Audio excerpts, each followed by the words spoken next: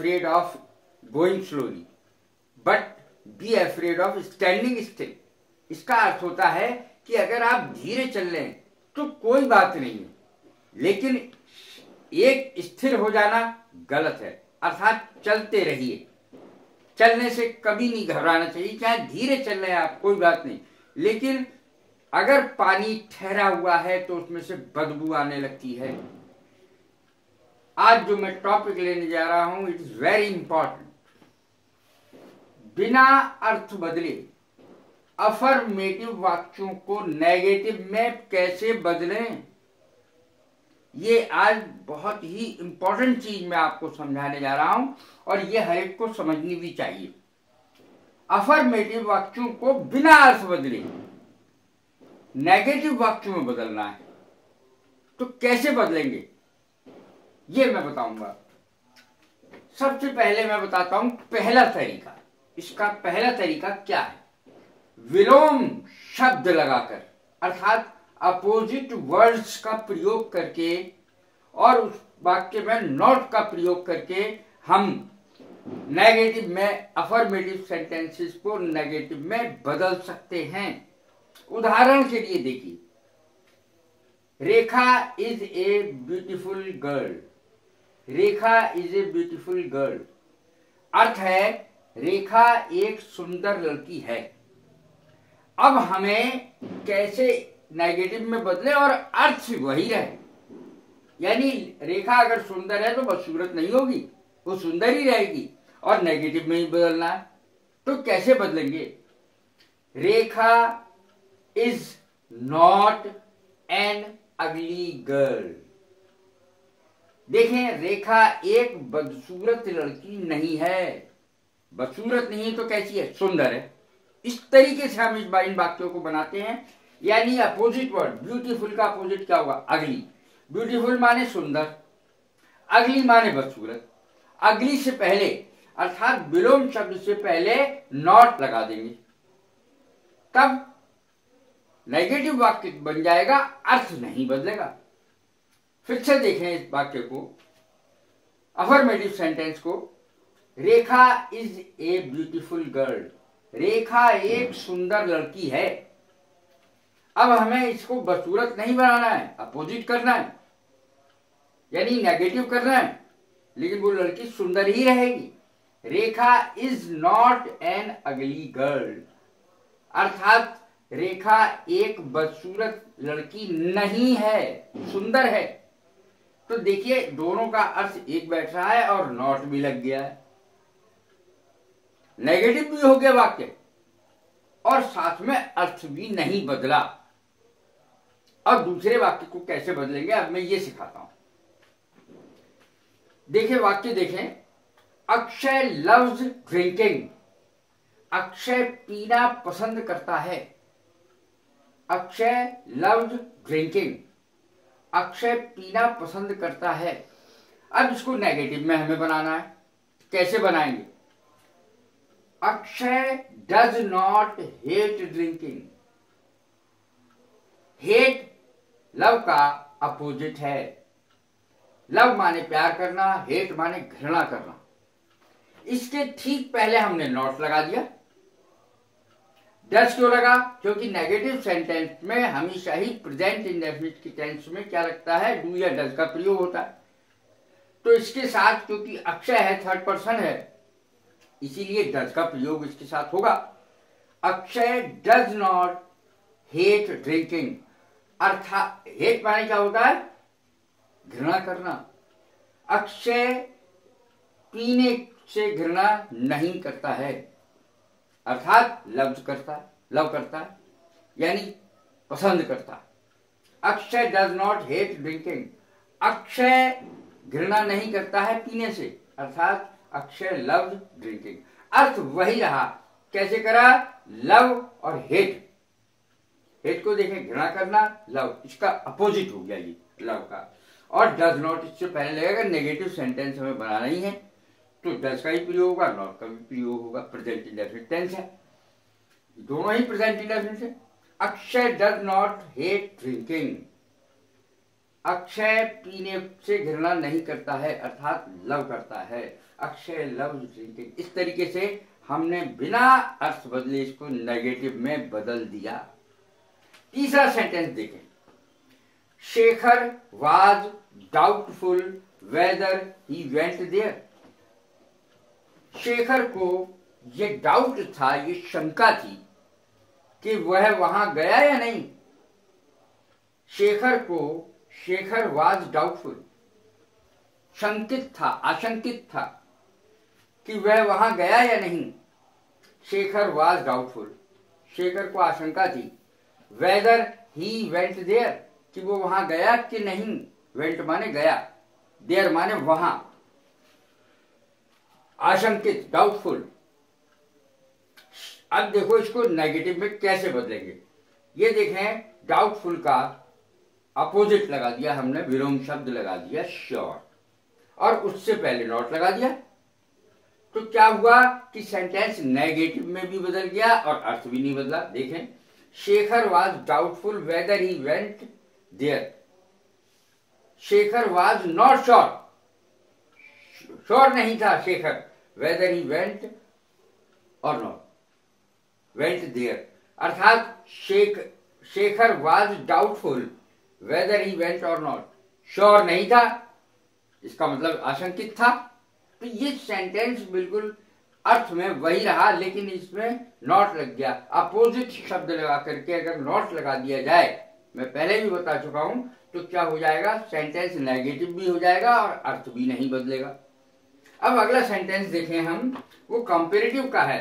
यदि वाक्य कंपेरेटिव हो, कंपेरेटिव का अफर्मेटिव है, तो पॉजिटिव डिग्री में नॉट लगा करके अर्थ वही रहता है, नेगेटिव वाक्य बन जाता है।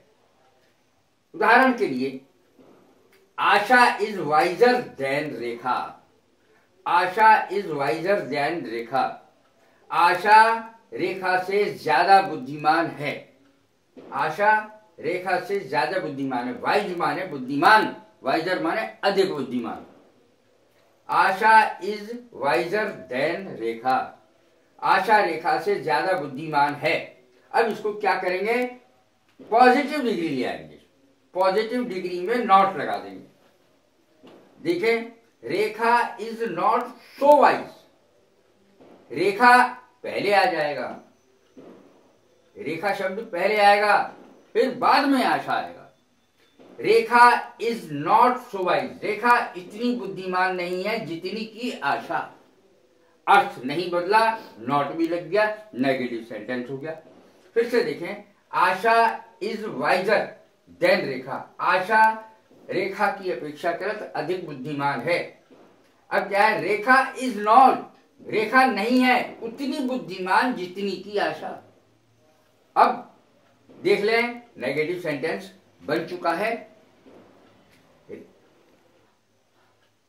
यदि वाक्य में एलोन या ओनली शब्द आए, यदि वाक्य में एलोन जिसका अर्थ होता है केवल या अकेला, यदि वाक्य में एलोन या ओनली शब्द आए तो उन्हें हटाकर वाक्य के शुरू में नन बट लगा देते हैं। क्या लगा देते हैं, नन बट। यदि अफर्मेटिव वाक्य में एलोन या ओनली शब्द आए तो उसको कैसे नेगेटिव में बदलेंगे, उस वाक्य को नन बट शुरू में लगा देंगे। नन बट लगा करके वो नेगेटिव में बदल जाएगा। जैसे उदाहरण के लिए, Deepak alone got the prizes. Deepak alone got the prize, केवल दीपक ने प्राइज पुरस्कार प्राप्त किया। Deepak alone got the prize, केवल दीपक ने पुरस्कार प्राप्त किया। अब इसको कैसे करेंगे, नन लगा दिया, नन नेगेटिव हो गया, नन से वो none but Deepak got prizes, और कोई नहीं, केवल दीपक को प्राइज मिला। None but Deepak got prize, और कोई नहीं, दीपक को पुरस्कार मिला या दीपक ने पुरस्कार प्राप्त किया। तो इस तरीके से हम जिस वाक्य में एलोन या ओनली शब्द आए, देखिए दीपक एलोन, इसमें आया एलोन, तो यहां क्या लग गया, नन बट शुरू में आ जाएगा वाक्य के। जब हम इसको नेगेटिव में बदलेंगे, ये तो अफर्मेटिव का है, दीपक एलोन गॉट द प्राइज, अकेले दीपक को प्राइज मिला या अकेले दीपक ने प्राइज प्राप्त किया। नन बट और कोई नहीं, बट लेकिन दीपक गॉट प्राइज, दीपक ने पुरस्कार प्राप्त किया। गॉट माने प्राप्त किया, प्राइज माने पुरस्कार। तो इस तरीके से ये वाक्य नेगेटिव में बदलेंगे। अब अगला वाक्य देखें, only a fool could do it. अब उसमें तो आया था एलोन, अब इसमें आया ओनली। ओनली के साथ हुई वही होगा जो एलोन के साथ हुआ, अर्थात नन बट का प्रयोग होगा, वाक्य के शुरू में ही होगा। Only a fool could do it, केवल एक मूर्ख ही इसको कर सकता था, केवल एक मूर्ख ही इसको कर सकता था। None but a fool could do it, और कोई नहीं, केवल एक मूर्ख ही इसको कर सकता था। फिर से देखें सेंटेंस को, ओनली शुरू में ही आया है, इसमें एलोन बीच में आया है, लेकिन इसमें ओनली शुरू में ही आया है। Only a fool could do it, fool माने मूर्ख, कुड माने सकता था, डू माने करना। Only a fool could do it, केवल एक मूर्ख ही इसको कर सकता था। None but a fool could do it, और कोई नहीं, केवल मूर्ख ही इसको कर सकता था। ये इसका अर्थ हो गया। तो अब कुछ वाक्य ऐसे लेता हूं मैं जो वेरी वेरी इंपॉर्टेंट हैं। इसमें काफी शब्द अपनी तरफ से जोड़े जाते हैं, 2-4 शब्द अपनी तरफ से जोड़ने पड़ते हैं, तब ये सेंटेंस बनता है। यानी अफर्मेटिव तो साधारण है ही, टू लगता है, TOO, टू जिन वाक्यों में लगता है तो उनका अर्थ क्या होता है, पहले तो मैं तुम्हें ये बताऊं। He is too weak to run, वह इतना कमजोर है कि दौड़ नहीं सकता। इसका अर्थ होगा he is too weak to run, वह इतना कमजोर है कि दौड़ नहीं सकता। इसका हिंदी में अर्थ बैठता है, वह इतना कमजोर है कि दौड़ नहीं सकता। अब ऐसे वाक्यों को हम नेगेटिव में कैसे बदलेंगे, तो इसमें कुछ शब्द अपनी तरफ से हमें जोड़ने पड़ते हैं और कर्ता दैट के बाद लगाते हैं। जो कर्ता यहां होता है, इस जगह होता है, वही कर्ता दैट लगा करके उसके बाद लगाते हैं। ये इन वाक्यों की विशेषता होती है।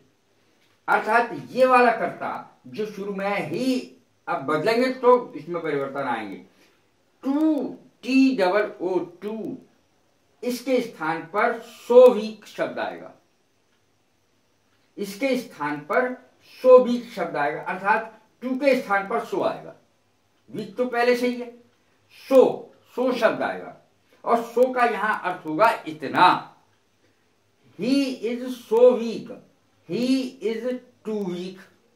यहां पर देखिए परिवर्तन क्या आया, टू के स्थान पर सो आ गया बस।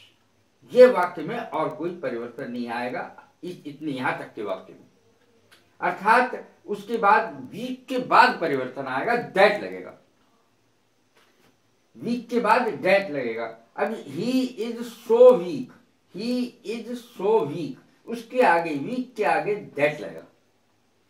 और फिर कर्ता जो इधर होगा, ये वाला कर्ता जो पहले से ही है इसमें, ही इज टू वीक वाला ही दैट के बाद आएगा। ही कैन नॉट हम अपनी तरफ से लगाएंगे, कैन नॉट शब्द का प्रयोग हम अपनी तरफ से करेंगे, और रन वैसा का वैसा ही रहेगा, टू हट जाएगा, ये वाला टू हट जाएगा और उसकी जगह आएगा that he can not run. Run तो आया, कैन नॉट अपनी तरफ से लगेगा, ही कैन नॉट अपनी तरफ से लगेगा। फिर से देखें, he is too weak to run, वह इतना कमजोर है कि दौड़ नहीं सकता। ही इज सो वीक, इसका डायरेक्ट अर्थ देखिए कि ये नॉट लगा हुआ है इसमें। तो पहली बात समझ लें कि नेगेटिव हो गया वाक्य। नेगेटिव कैसे बनाएंगे, ऐसे बनाएंगे, he is so weak, too की जगह सो आ गया, तो ज्यादा परिवर्तन नहीं है। He is so weak, too की जगह सो आ जाएगा, टू रन, टू रन में से टू हट जाएगा और टू की जगह क्या आएगा, that he can not, that he can not, run वहीं का वहीं रहेगा, that he can not run, कि वह दौड़ नहीं सकता, he is too weak to run, वह इतना कमजोर है कि दौड़ नहीं सकता। अब हमने नॉट भी लगा दिया, वाक्य का अर्थ फिर भी वही है, देख लीजिए, ही इज सो वीक, वह इतना कमजोर है कि, दैट का अर्थ होता है कि, ही कैन नॉट रन, वह दौड़ नहीं सकता। तो इस प्रकार से जितने भी वाक्य मैंने लिखे हैं ये मैंने अफर्मेटिव से नेगेटिव में परिवर्तित किए हैं। ये भी बहुत अच्छी बात है कि यदि इन बातों को सीखा जाए, मैं और भी बताऊंगा, लेकिन ये इन वाक्यों को सीख करके आप में सेल्फ कॉन्फिडेंस आ जाएगा कि हम अफर्मेटिव वाक्यों को भी नेगेटिव में बदल के और अर्थ नहीं बदलते। ये बहुत अच्छी बात है यदि हम इस तरीके को सीख लें, इसको ट्रांसफॉर्मेशन कहते हैं। यदि हम इसको सीख लें तो हमें बहुत फायदा होगा और हमारी अंग्रेजी बहुत अच्छी हो जाएगी। यदि आपको कोई चीज समझ में नहीं आ रही, कोई दिक्कत हो, परेशानी, प्रॉब्लम आए, तो आप निश्चित ही मुझसे कमेंट के जरिए पूछ सकते हैं। और यदि आपको मेरी वीडियोस पसंद आ रही हैं तो सब्सक्राइब करें, लाइक करें, शेयर करें। God bless you. Thank you very much.